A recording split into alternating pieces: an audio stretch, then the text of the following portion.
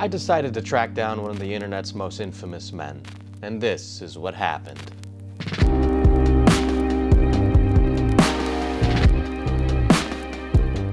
Yandere Dev, or Alex as I'll call him, despite not wanting that name to be used, is an enigmatic online figure, this dual identity of a human. Alex is on the surface a soft-spoken video game developer of the game Yandere Simulator, where players stealthily kill potential suitors of a girl's senpai. Underneath the surface, a vast ocean of catastrophe seems to follow Alex. From alleged crimes to poor behavior and bad craftsmanship, and even more exotic claims like a real doll to cuddle at night. It was a hot July, and I had spent a few weeks decompressing in New York around a small vacation historical trap called Lake George. I'd go swimming with my partner in the pool, and we'd walk back to a cramped motel room. Laughter, smile, and tears were had, as I was planning to have brought along my grandmother who had passed earlier that year. While away, I had gotten the idea to make good on my past behavior as this firebrand rabble-rouser. I made a lot of scandalous videos on Yandere Dev. I had a meager haul of cash from it, and I moved on. But then I listened to the developer in one of his videos, and I decided, you know what, I should be interviewing him like he said he wanted. Cutting through all the BS of 4chan and Kiwi farms and going to the source of all of this and finding the humanity of this alleged lol cow.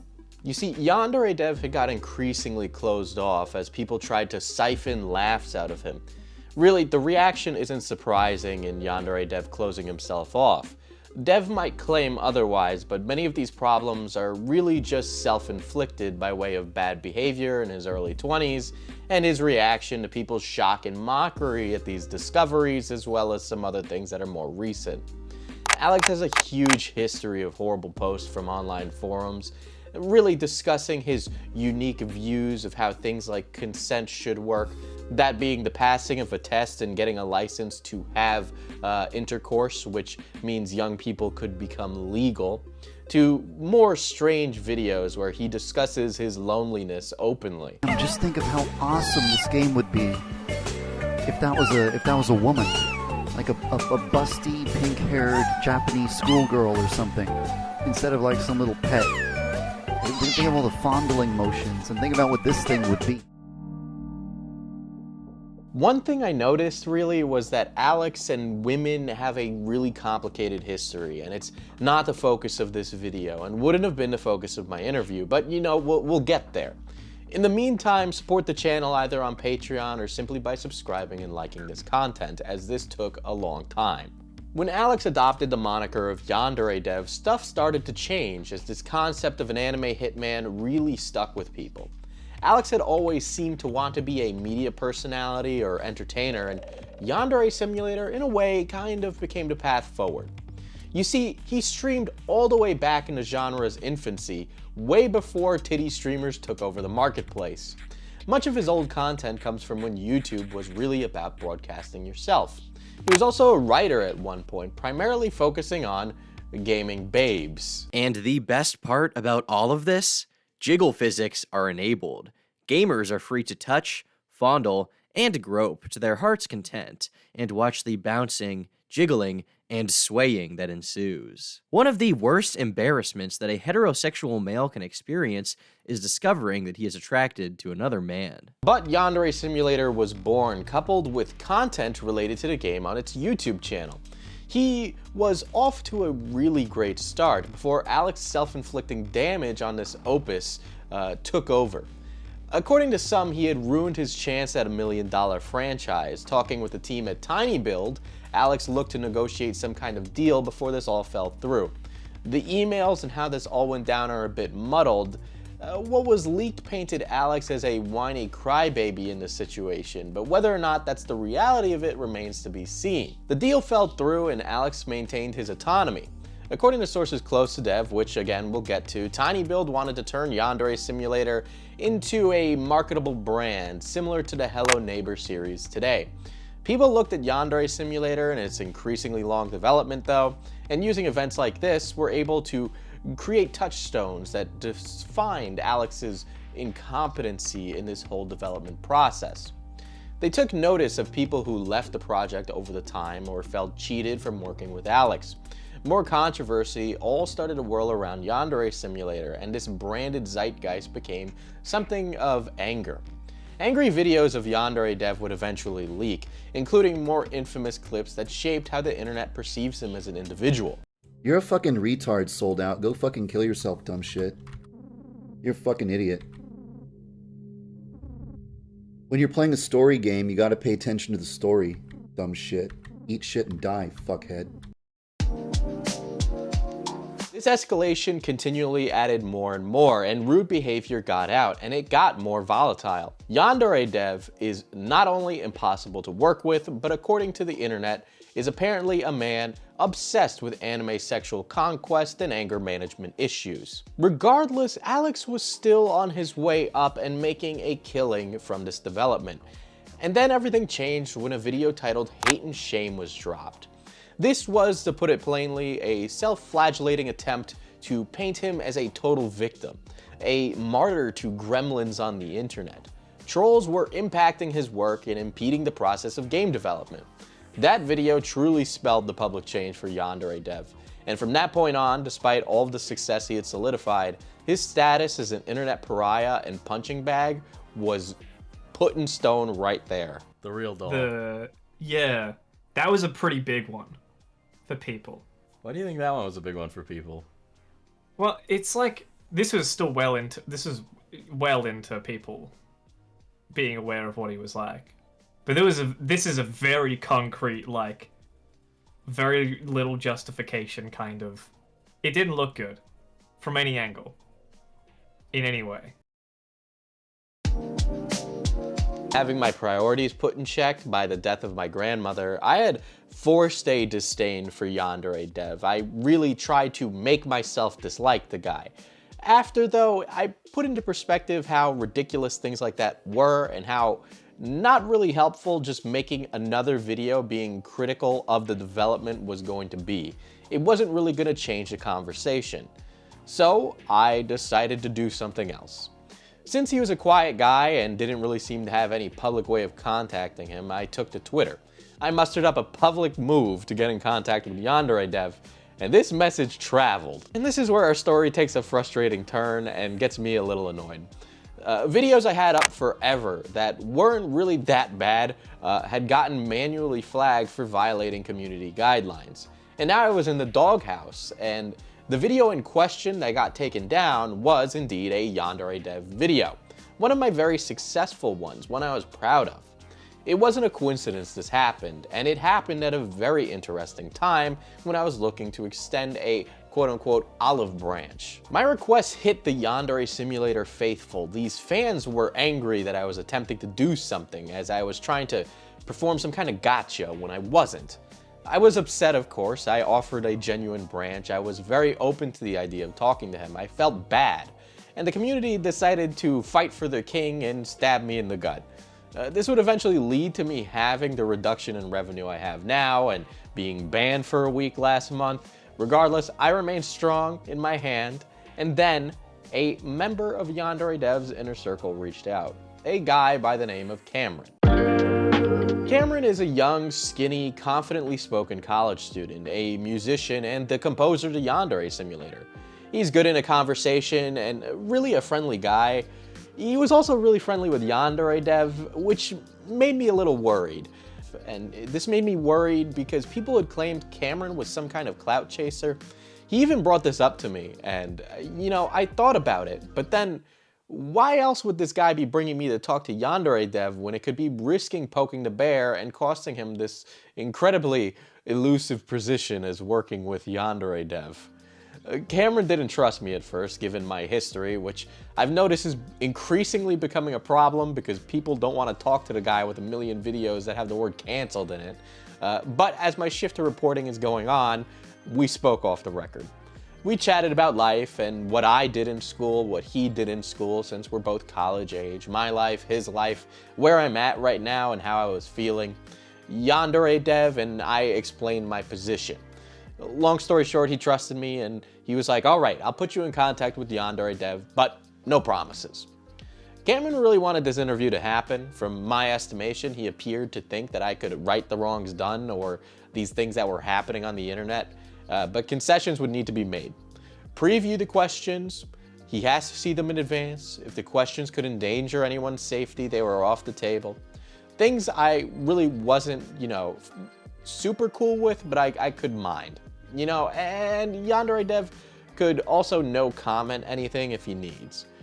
Dev also needed to trust me because he felt that I was probably looking for a gotcha moment. He was incredibly carefully worded in text.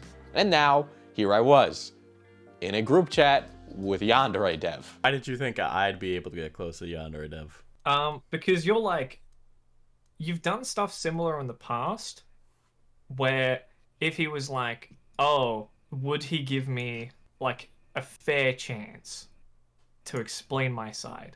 I'm making wild accusations about him thinking like a rational human here, but let's just say that he's thinking that way. He could go to your channel and see that you do give a pretty... You don't go into interviews and just relentlessly attack people. You're not trying to catch him off guard. So he doesn't have an excuse in that sense. I try not to lie or deceive when I'm talking to people who are becoming sources. I try to make concessions and make sure people feel comfortable. And, I had already had that when I went in talking to Yandere Dev. And prior to the Yandere videos going down, I removed his face from thumbnails. I did things to help make it easier for him to open up to me. I made a lot of concessions, even before the conversation started. And boy, oh boy, now it was all hands on deck, as now I was in a group chat with this guy on Discord. It was strange. The messages are interesting. I don't know if this interview would have went through in reality or if I played my hand wrong. He probably won't be happy with this video, but I'm being as neutral as possible. This is just my journey.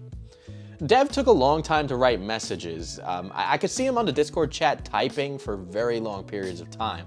Typing and typing and typing. My heart was racing as this was happening because this was the guy. I couldn't help but be a little bit starstruck. He worded everything very carefully, and when he did respond, he was very curt in his responses.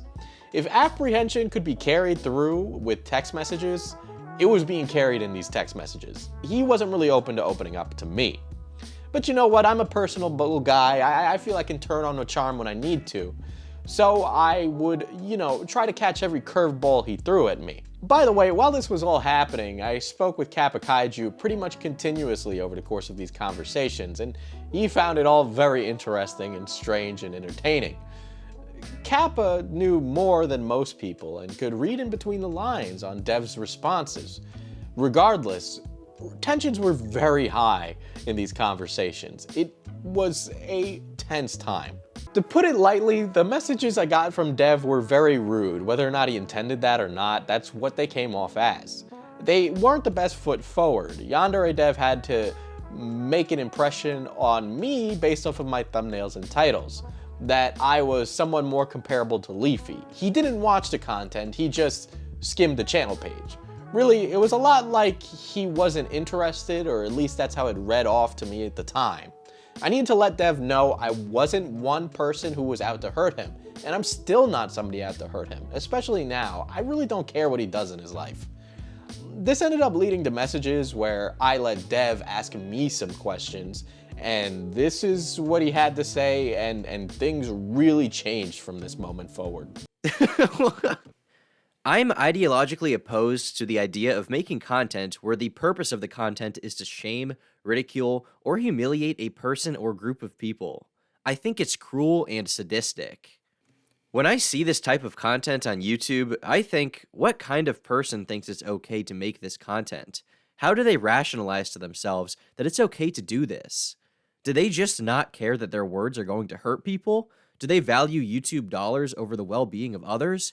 What makes them turn on a camera and record lengthy videos that bring shame and ridicule to others? I read this and I thought, wow. But then I took a moment, backed up, cooled myself down, This was not the nicest thing to say, but I swallowed my pride, and I was doing that a lot over the course of this, because I wasn't really the kind of person to make all these concessions to my content. You know, a lot of my content, I try to make it subversive or make commentary that appears to be one thing on the surface, but then produce something more thought-provoking.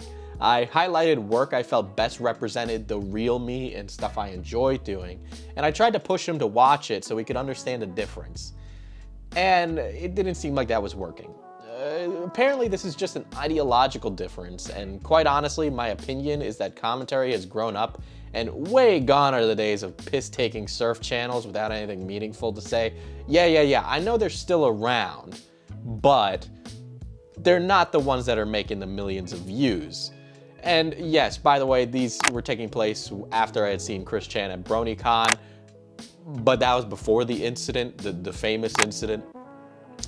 So anyway, I took my time to write some questions and I got answers, but very quickly the mood shifted. Never in my life have I had someone use the full breadth of text formatting in Discord to explain why I'm a bad person, but Yandere Dev did, and boy oh boy was it something else. When I say ideologically opposed, I mean I am strongly opposed to the creation of this type of content. This is not the case of, it's not my cup of tea. I'm opposed to it in the same way that I'm opposed to robbery or other acts that harm people. Anyone who is willing to create this type of content either doesn't know or doesn't care about the consequences that their video will have in the life of the person that they're targeting.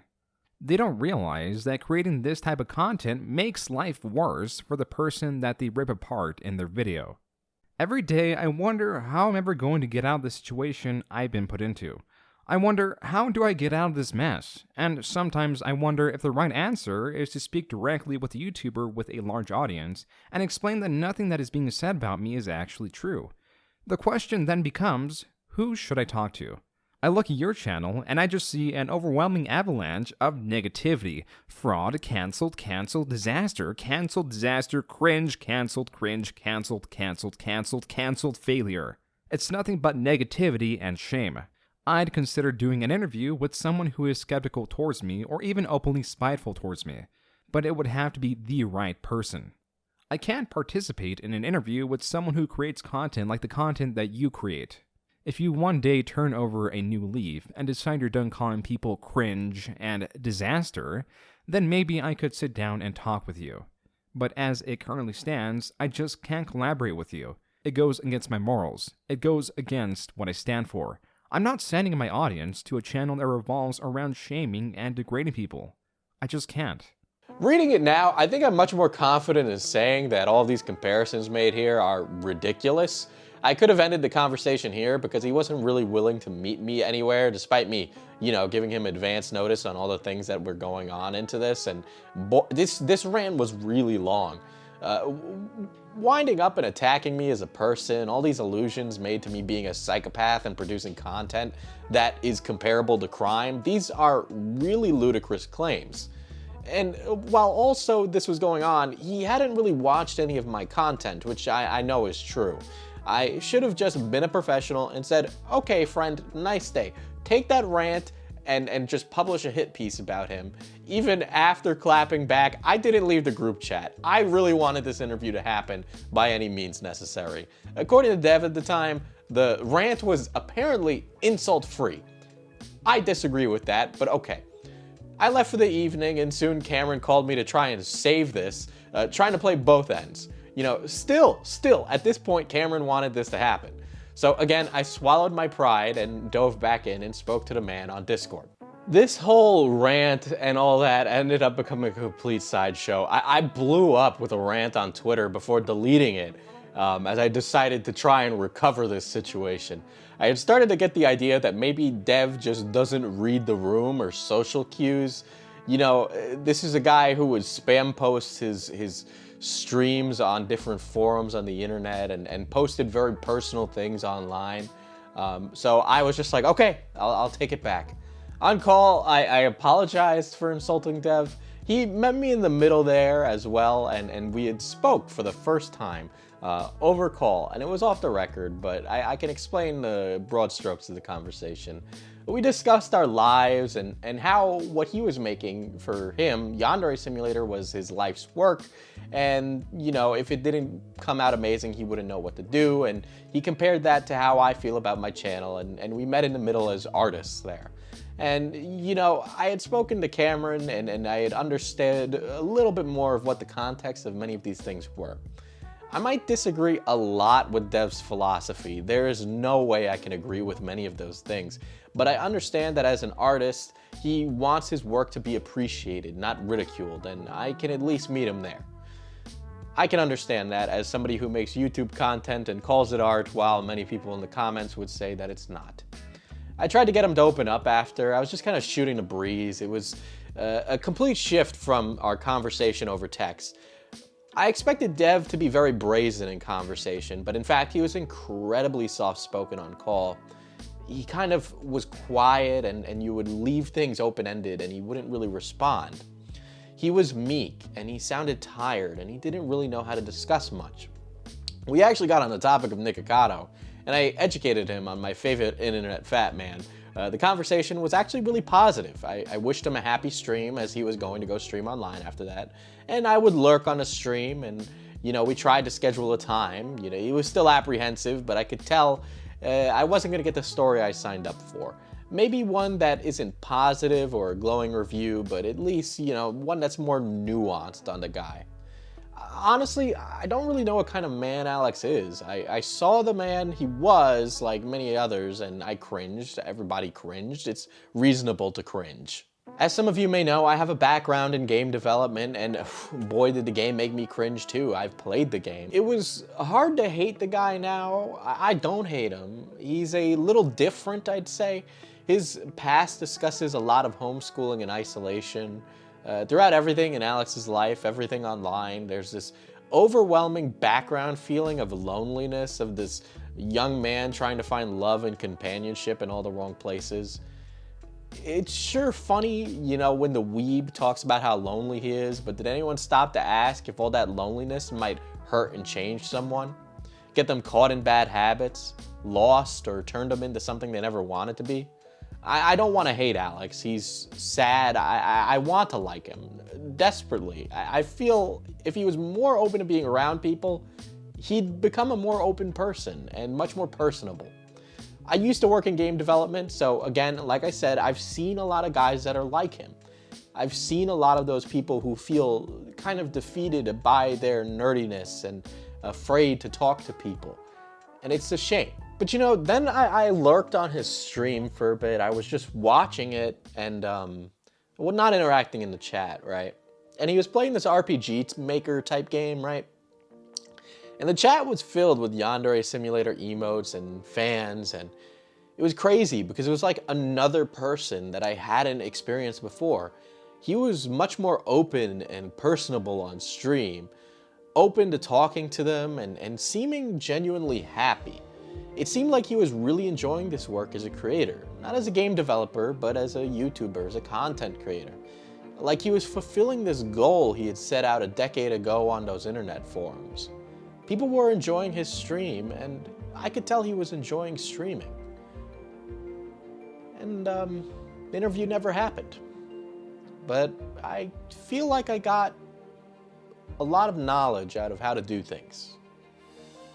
And if Yandere Simulator comes out, all the more power to him. But if it doesn't, what am I gonna do?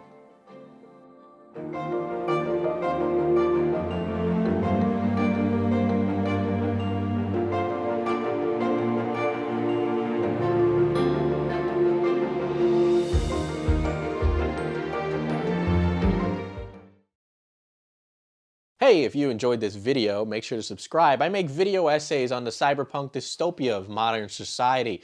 Next week, I'll be diving into the psychology surrounding reporting and news because there's a war in Europe. So I feel like I have to say something, right? I feel like we all do.